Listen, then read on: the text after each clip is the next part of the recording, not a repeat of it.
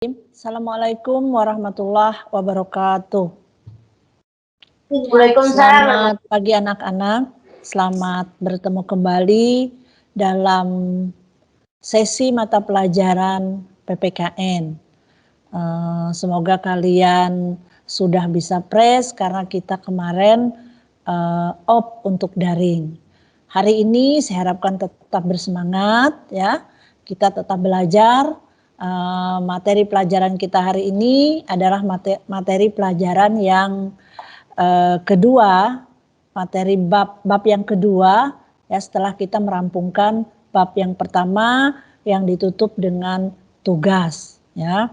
Saya harapkan tugas yang kemarin saya kirimkan dengan deadline tanggal 20 ya akan segera tuntas kalian kerjakan, dan saya tetap menunggu sampai tanggal 20 Februari tahun 2001.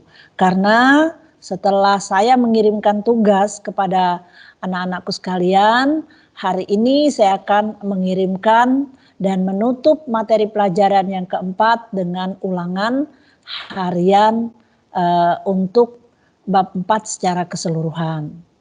Baiklah anak-anak, untuk mempersingkat waktu kita lanjut materi pelajaran kita pada hari ini, yaitu mengenai kerjasama dalam berbagai bidang kehidupan. Ini adalah pertemuan yang pertama ya. Nah, jadi saya untuk PPT ini saya tidak membagi seperti PPT yang lalu, bab 4 yang terbagi pertemuan 1 dengan file sendiri, pertemuan 2 file sendiri, pertemuan ketiga juga file sendiri. Tetapi untuk bab 5 ini filenya cuma 1, tapi dari slide 1 sampai slide 14, slide 15 sampai slide 30, kemudian slide 30 sampai 42 itu adalah bagian-bagian dari pertemuan 1 maupun pertemuan yang kedua. Hari ini kita akan mempelajari pertemuan yang pertama dengan tujuan pembelajaran siswa dapat memahami makna kerjasama dalam hidup bermasyarakat ya. Kenapa demikian? Karena kita adalah bagian dari masyarakat ya, karena kita hadir di tengah-tengah masyarakat sehingga kita bagian dari mereka. Oleh karena itu kita harus mampu memahami bahwa kita adalah bagian dari hidup bermasyarakat dan mampu melaksanakan kerjasama ketika kita berada di dalam lingkungan kita tersebut. Makna kerjasama dalam hidup bermasyarakat adalah kerjasama itu adalah sebuah kegiatan ya, adalah bentuk fisik ya, yang dapat terlihat dengan kasat mata, yaitu jika kita melihat sebuah kegiatan atau jika kita melihat suatu usaha yang dilakukan oleh beberapa orang ya. Jadi ini kalau kerjasama itu tidak sendirian ya, tapi beberapa orang, minimal berdua untuk melakukan kerjasama itu tadi. Jika kita melihat ada sebuah kegiatan atau usaha yang dilakukan oleh beberapa orang, baik itu dilakukan oleh suatu lembaga atau dilakukan oleh pemerintah atau dilakukan oleh organisasi dan lain sebagainya. Kemudian dalam kegiatan atau usaha itu dia mempunyai suatu tujuan tertentu, maka itulah yang bisa dikatakan dengan kerjasama ya. Nah, jadi mungkin akan saya garis bawahi ketika pembelajaran di luar daring ya, luring, misalnya kita tatap muka di kelas, kerjasama perkecualian, yaitu saat terjadinya guru melakukan evaluasi, kalian bekerja sama, itu dilarang ya. Jadi jangan memaknai, oh nanti kalau ada ulangan, kalau saya mengirimkan ulangan, saya minta jawaban dari teman saya saja untuk dikirimkan. Ya mungkin kalian menganggap guru tidak tahu bahwa kalian sedang menyontek temannya. Tetapi guru itu tahu karena semua tugas-tugas itu terkumpul di satu tempat yang sama. Nah, jadi guru bisa melihat, wah ini ketikannya sama, kemudian tata ketikan maksudnya sama, kemudian jawabannya juga sama, maka jangan heran kalau ada guru yang memberikan nilai minimal standar saja. Karena ya yang tidak bisa diketahui oleh guru keaslian mana sesungguhnya yang menyontek, mana yang sesungguhnya yang mempunyai pekerjaan. Jadi hati-hati ya kalau nanti dikirimkan ulangan ya soal-soal ulangan jangan pernah berpikir bahwa guru tidak tahu kalau saya minta jawaban teman saya saja. Nah itu perkecualian ya. Karena kami itu tahu, wah ini walaupun kamu kelasmu berbeda, karena kita membacanya dalam satu sesi yang sama.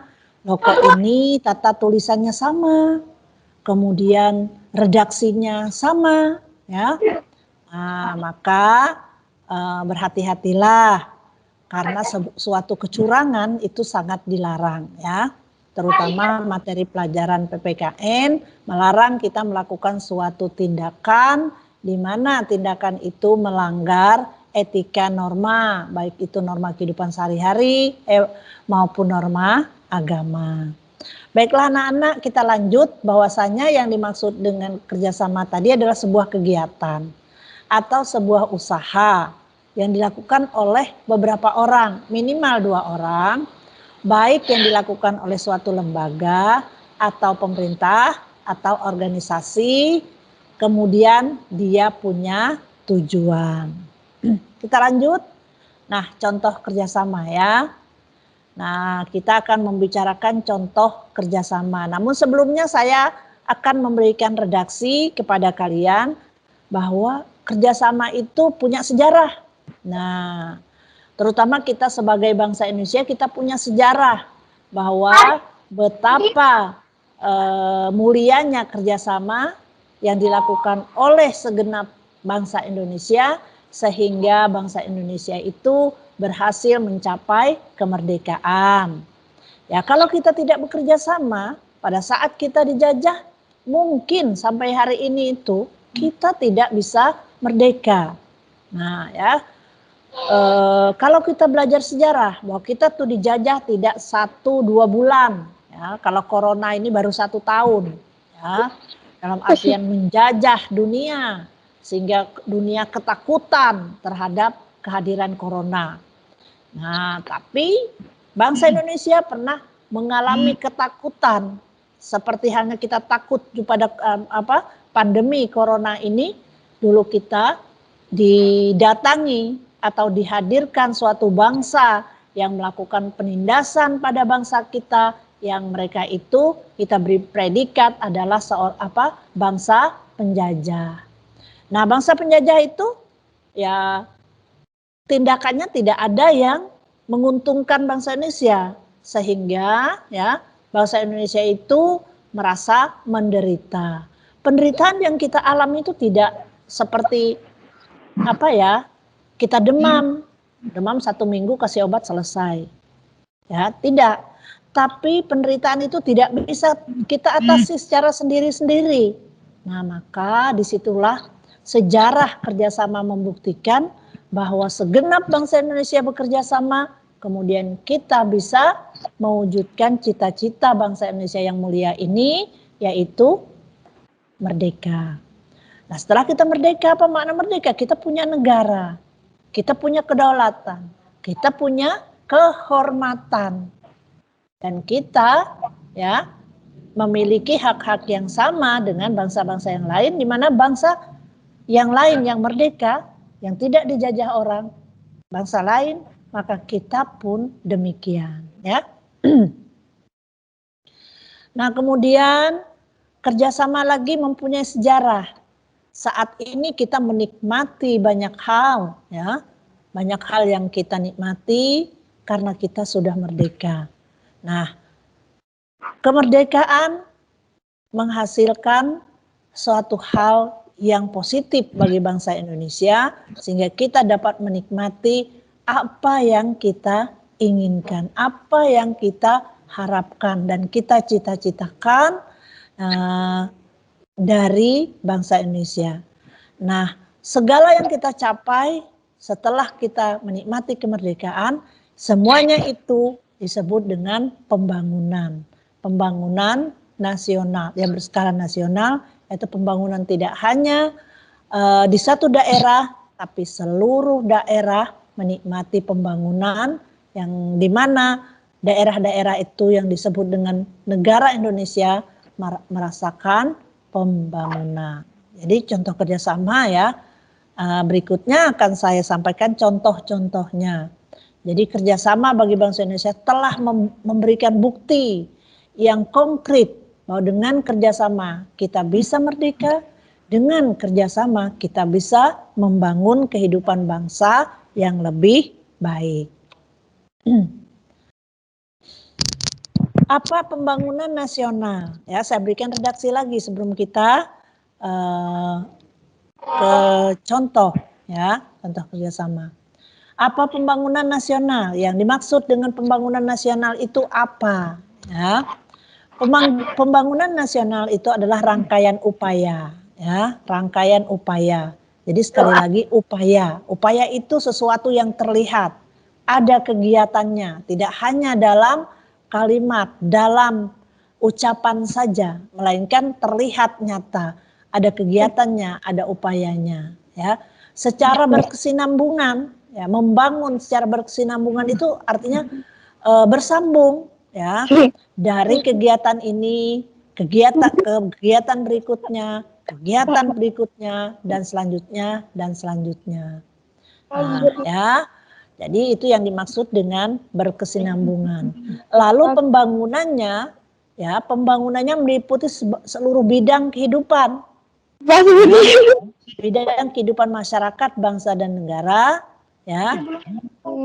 Kalau kita ingin tahu dengan jelas apa tujuan pembangunan nasional Indonesia, nah itu terdapat dalam rumusan undang-undang pembukaan Undang-Undang Dasar 45 pada alinea yang keempat.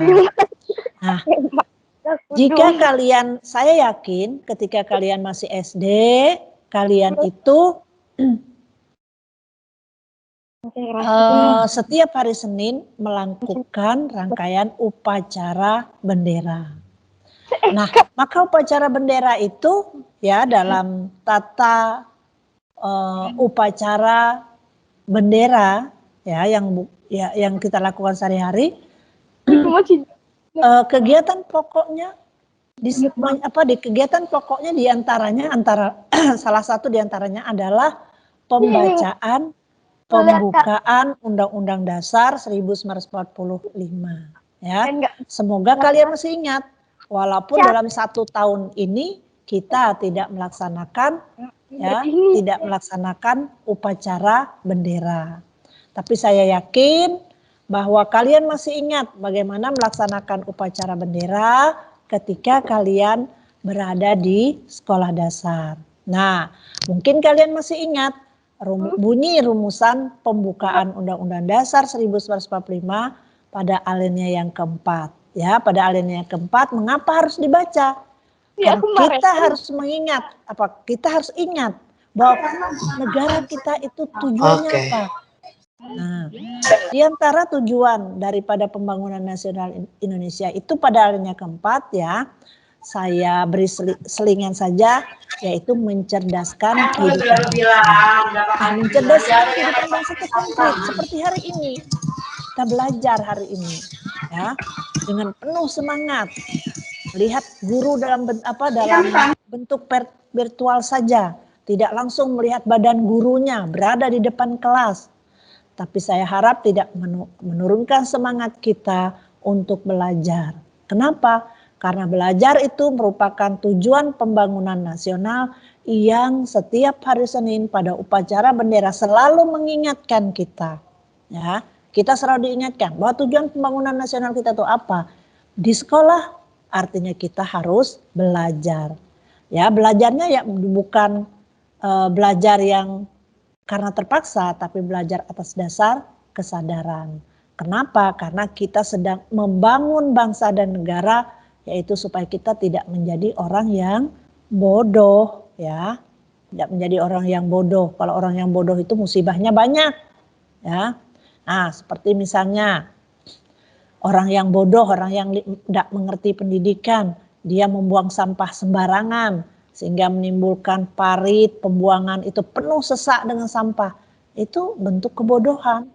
Ketika banjir meluap ke rumahnya, marah sama pemerintah. Itu contoh ya, bahwa kita harus cerdas. Kita harus menjadi orang yang pintar. Oke anak-anak, kita lanjut lagi. Nah, ini tujuan pembangunan nasional ya yang lengkap. Lanjut. Nah, tadi sudah kita bahas. Kemudian kerjasama itu identik atau sama dengan gotong royong ya. Saya tidak ingin perpanjang lebar karena pasti kalian tahu misalnya hari Jumat bawa bawa lap kaca, bawa pembersih kaca, kita bersihkan kelas kita. Nah itu namanya gotong royong. Satu kelas kita bersihkan ruangan kelas kita. Ya, kenapa? Karena kebersihan itu sehat. Kesehatan itu adalah kebutuhan kita bersama. Jadi kerjasama itu sama dengan gotong royong, ya, gotong royong.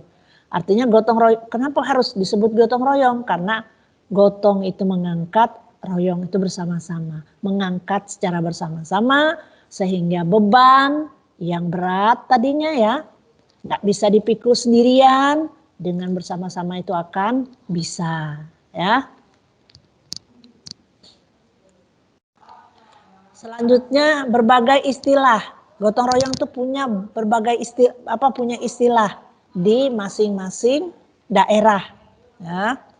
Nah, jadi di daerah punya istilah untuk menyebut kata gotong royong. Di sini ada Aceh contohnya ya. Ada Sumatera Utara, ada Sumatera Barat. Ya. Yang saya beri contoh di sini ya. Kalau di Aceh orang bilang mengenai orang menyebutkan istilah gotong royong itu sama dengan alang tulung. Kemudian Sumatera Utara orang menyebut gotong royong adalah siadapari atau raron atau mai siurupan. Itu untuk menyebutkan istilah gotong royong. Kalau di Sumatera Barat orang menyebutkannya hoyak tabui, sama artinya ya, alang tulung, siadapari, raron, mai siurupan, kemudian hoyak tabui. Itu adalah istilah untuk menyebutkan kata-kata gotong royong ya. Nah, itu dalam istilah kedaerahan ya. Kalau secara umum secara nasional gotong royong bisa juga disamakan dengan istilah kerja bakti. Kenapa harus disebut kerja bakti? Karena suatu pekerjaan yang kita lakukan, kita tidak meminta imbalan jasa berupa upah kerja. Kalau ada orang gotong royong mengharap upah kerja, ya dia bukan ikut gotong royong namanya, bukan ikut kerja bakti, tapi bekerja sebagai pengambil upah. Ya. Nah, mengapa kita harus bergotong royong? Ada faktor yang menyebabkan kita bergotong royong ya. Nah, jadi faktor yang mendorong orang kok mau gotong royong gitu loh. Nah, tentu ada motivasinya. Kita lihat bahwa motivasi kita bergotong royong, kenapa? Karena manusia itu ingin bertahan hidup. Ya. Ingin hidup. Bahwa kita itu lahir ke dunia ini ingin hidup. Nah, ya. Agar kita bisa bertahan hidup, nah, manusia perlu menjaga hubungan baik dengan sesamanya. Bisakah kita hidup sendiri? Ya. Secara umum kita nggak akan bisa hidup sendiri. Sejak lahir saja, begitu dilahirkan, kita harus bekerja sama dengan orang tua kita. Kalau kita mau makan, orang tua kita pasti menyusui kita. Coba kalau misalnya kamu dilahirkan, orang tuamu membiarkan saja kamu. Dalam hitungan 1 hari, mungkin kamu sudah tidak ada lagi, kamu sudah mati. Nah, itu pertama kali kita melakukan kerjasama, ya. Jadi orang tua meskipun kamu itu tidak ngerti apa-apa, masih bayi, maka dia memberikan kerjasama yang baik. Begitu kamu mengoek, oek, kamu menangis, ya, orang tuamu pasti tahu, loh bayi saya ini pasti mau netek, gitu kan? Ya. Jadi walaupun kamu nggak ngomong, kalau ada bayi yang ngomong, waduh, itu namanya bayi ajaib itu. Ya. Nah, seperti cerita Nabi Isa, masih bayi bisa ngomong, tapi beliau adalah nabi. Kita itu bukan nabi. Ya, jadi kita nggak bisa ngomong. Tetapi orang tua kita karena memahami bahwa dia harus bekerja sama, begitu kamu mengoek nangis, oe, wah orang tuanya buru-buru ya mendatangi bayinya terus memberikan tete, kamu itu diam. Nah, berhentilah menangisnya.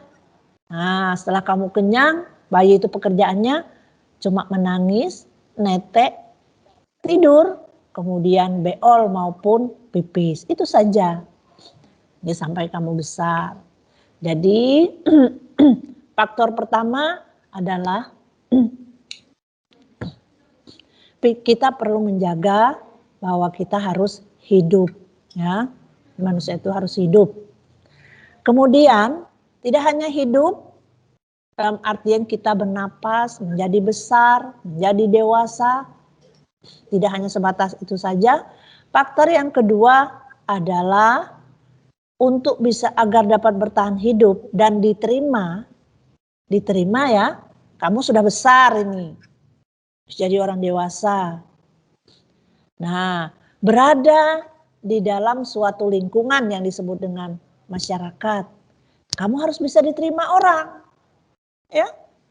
Nah, jangan sampai kehadiran kita itu orang tidak suka, tidak menerima kita.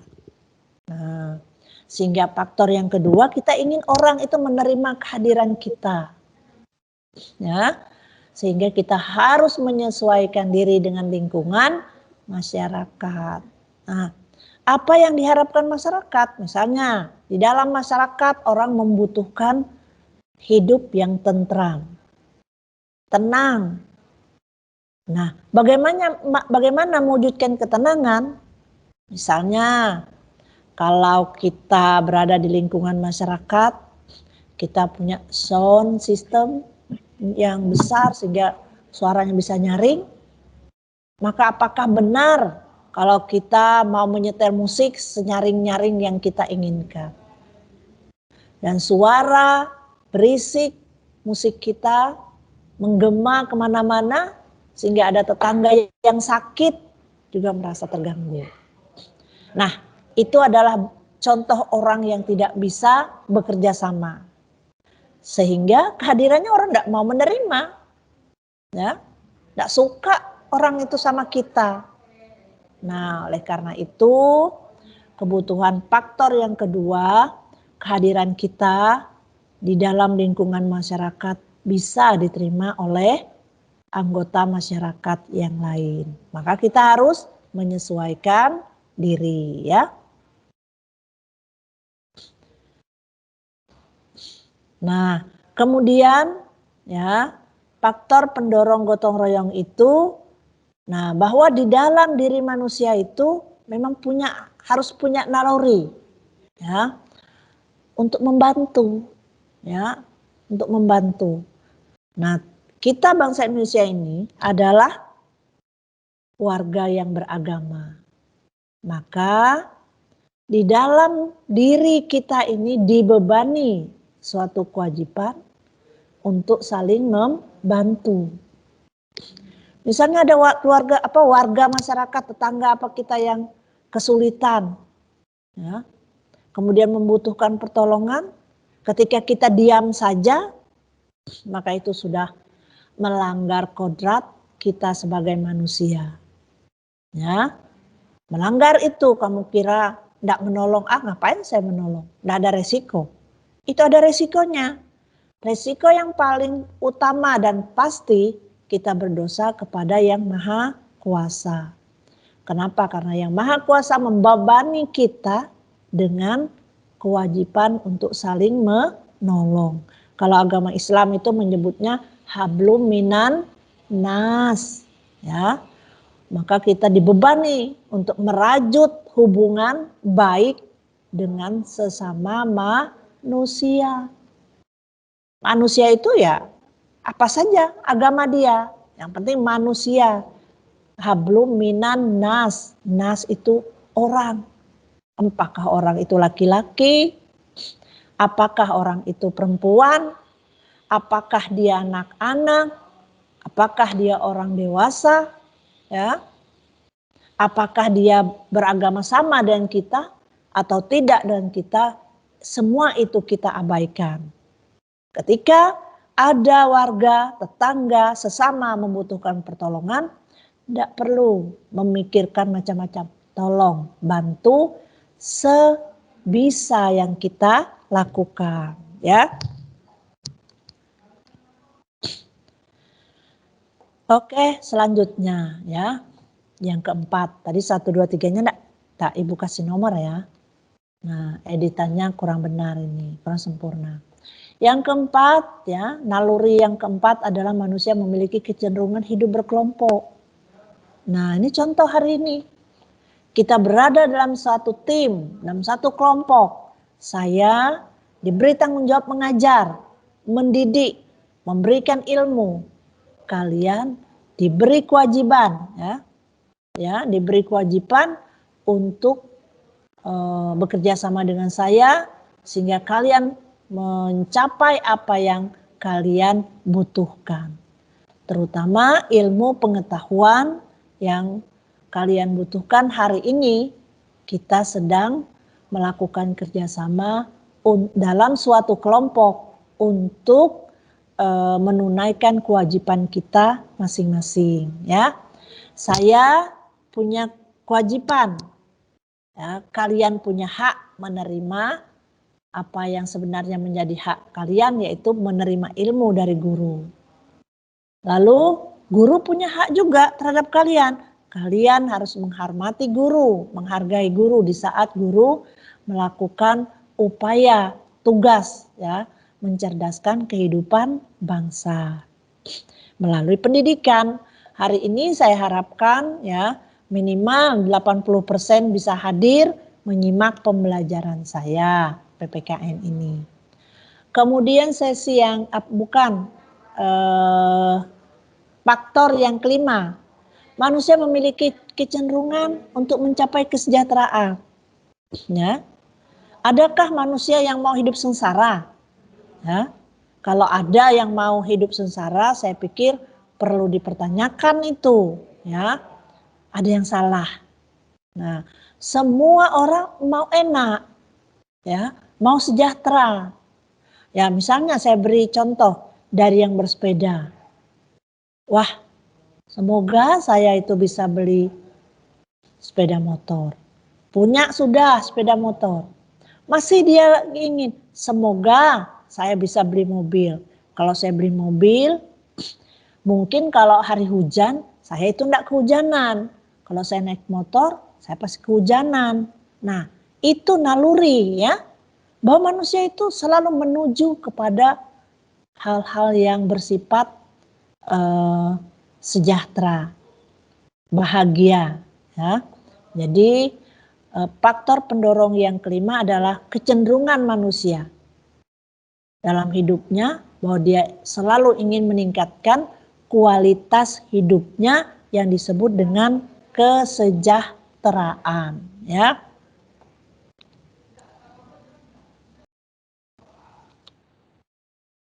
Nah, kalau tadi kita membicarakan faktor pendorong, ya.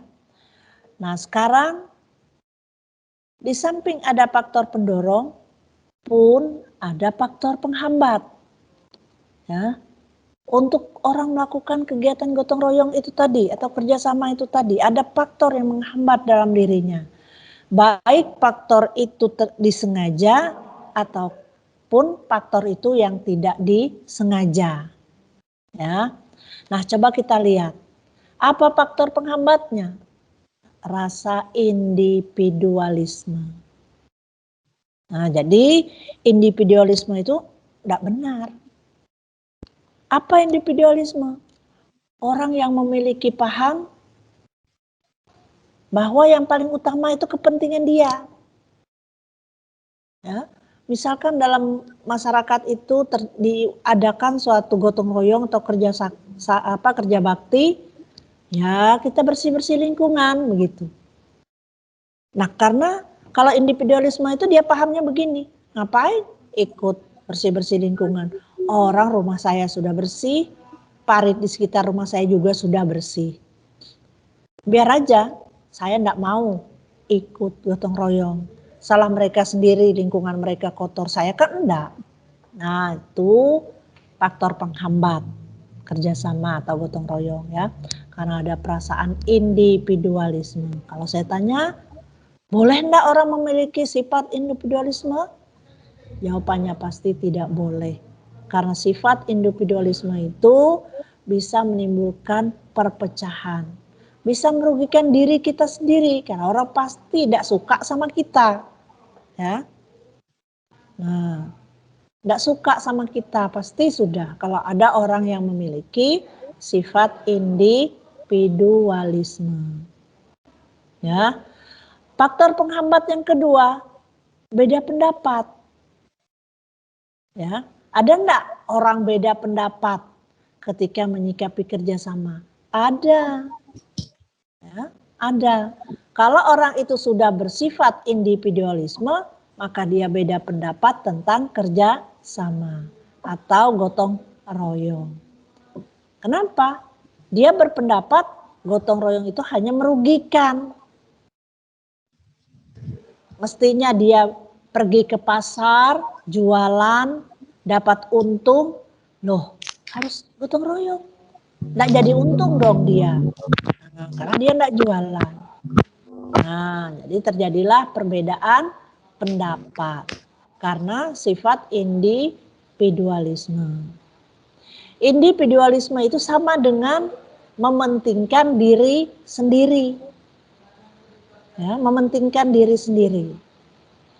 Nah, kemudian faktor penghambat yang kedua, kurangnya rasa percaya diri.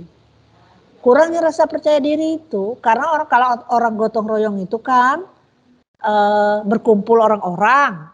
Nah, karena gotong royong itu bukan, tadi sudah saya jelaskan, gotong royong atau kerjasama itu kita tidak sendirian. Di sana hadir banyak orang. Ada orang yang tidak mau berkumpul orang banyak. Karena dia tidak percaya diri. Mungkin dia minder atau apa. Ya, sehingga dia tidak bisa melakukan kegiatan kerjasama atau gotong royong. Ya. Kemudian kurangnya sosialisasi. Ya. Jadi bisa jadi di dalam masyarakat itu kehidupan gotong royong itu tidak dipahami warganya. Ya, tidak dipahami warganya. Nah, jadi di sini peran ada yang namanya ketua rukun tetangga. Ya, dia harus bisa memberikan sosialisasi, memberikan penjelasan, keterangan kepada warganya bahwa gotong royong itu diperlukan dalam rangka apa. Ya, oh besok kita gotong royong. Tapi harus jelas dalam hal apa, tujuannya apa. Sehingga bisa menghadirkan kekompakan di antara warga dan menghindarkan faktor penghambat gotong royong. Pak, berapa lama lagi? Ya, 10 bisa? 10 bisa. Oke. Anak-anak 10 menit lagi ya. Saya akan lanjutkan 10 menit lagi. Kerjasama itu pentingnya apa enggak?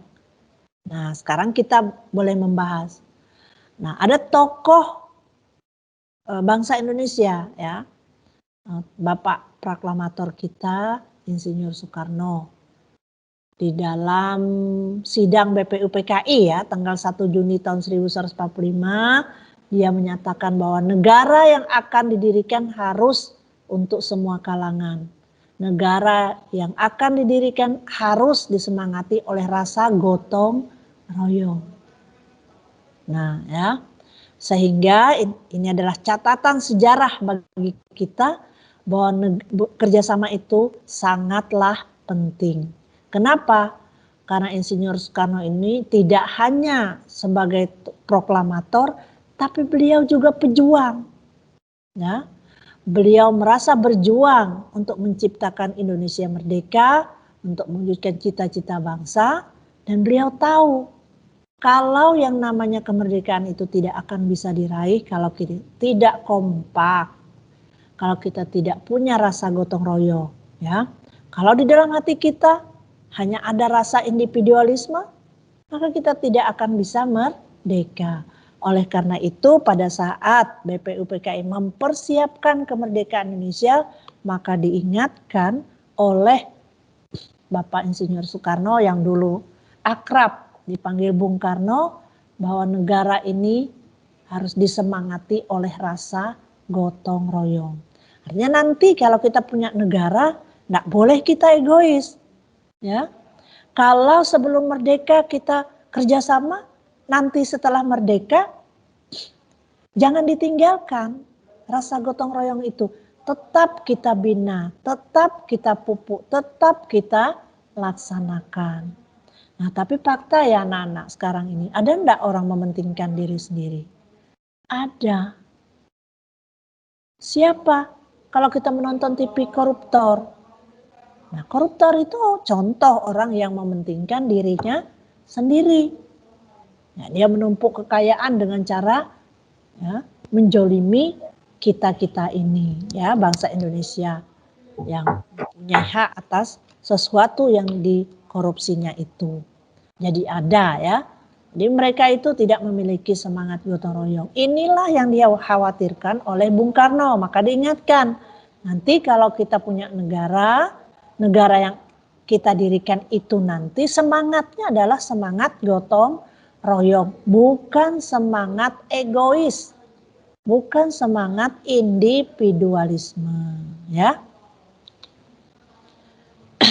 Kerjasama, arti penting kerjasama itu ya. Yang pertama adalah jelas sudah pekerjaan yang tadinya berat pasti akan jadi ringan.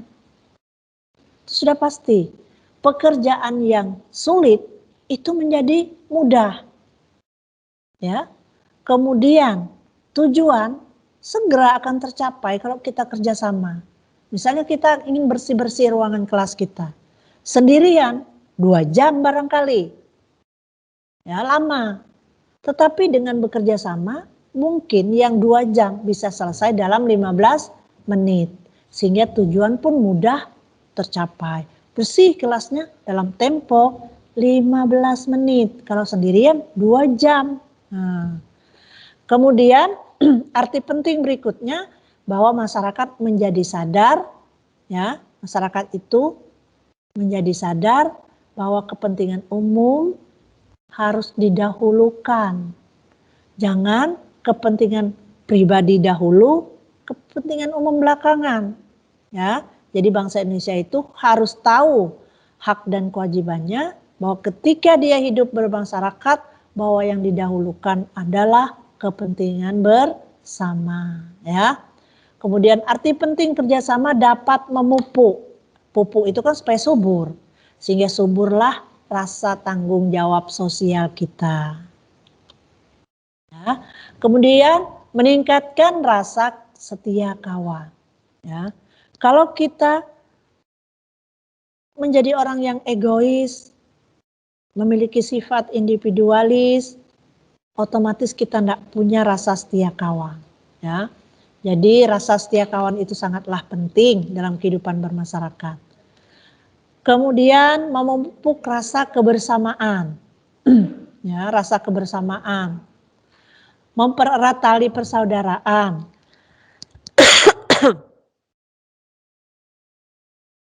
menciptakan kerukunan, menumbuhkan rasa persatuan dan kesatuan. Ya, jadi penting. Jadi yang kata kuncinya bahwa kerjasama atau gotong royong dapat menciptakan rasa persatuan dan kesatuan. Penting enggak? Sangat penting karena negara Indonesia ini akan tetap berjaya ya sepanjang zaman kalau kita memiliki rasa persatuan dan kesatuan. Ya. Tapi kalau tidak, maka negara akan terpecah, akan hancur.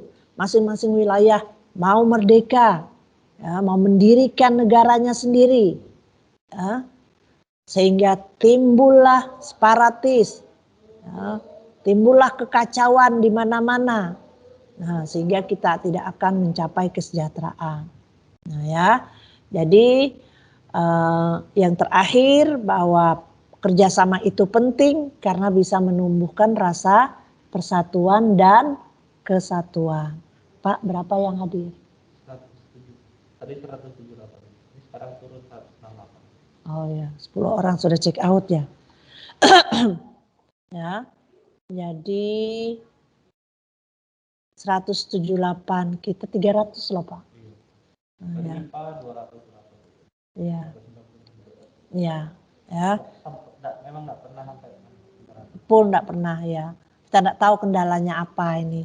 Jadi ya anak-anak, saya sudah ingatkan tadi bahwa betapa pentingnya kita memiliki sikap mampu bekerja sama. Ya, tidak hanya memahami tapi harus mampu bekerja sama. Nah, ini sudah alhamdulillah kita sudah minggu depan sudah sampai pada pertemuan yang kedua ya. Diingat bahwa pertemuan yang kedua dengan tujuan pembelajaran kalian mampu mengidentifikasi berbagai bentuk kerjasama dalam lingkungan masyarakat dan memahami bahwa kerjasama dalam masyarakat dibangun atas dasar sikap saling menghargai. Ya, baiklah anak-anak, pertemuan pertama ini saya rasa cukup sampai di sini. Ada enggak Pak sesi bertanya? Enggak ada lagi. Maaf ya anak-anak, kita enggak punya waktu lagi untuk sesi pertanyaan ya. Jadi hari ini hanya sesi materi saja. Belajar yang baik di rumah, tetap semangat dan jaga kesehatan ya. Kalau tidak penting itu enggak usah keluar rumah ya. Karena kita ini materinya kerjasama, kita harus mendukung upaya pemerintah mengakhiri pandemi ini ya. Kalau kalian tidak kerjasama, maka susah memutus mata rantai atau menghentikan merebaknya pandemi ini ya. Jadi kalau enggak penting ya enggak usah jalan ke mall, nanti dulu aja. Kalau enggak ke mall juga kita enggak apa-apa ya. Nah, kalau mau gimana Bu? Saya enggak bisa makan saya nih. Kalau enggak ke mall kan ada GoFood, manfaatkan GoFood saja ya kalau mau beli makanan.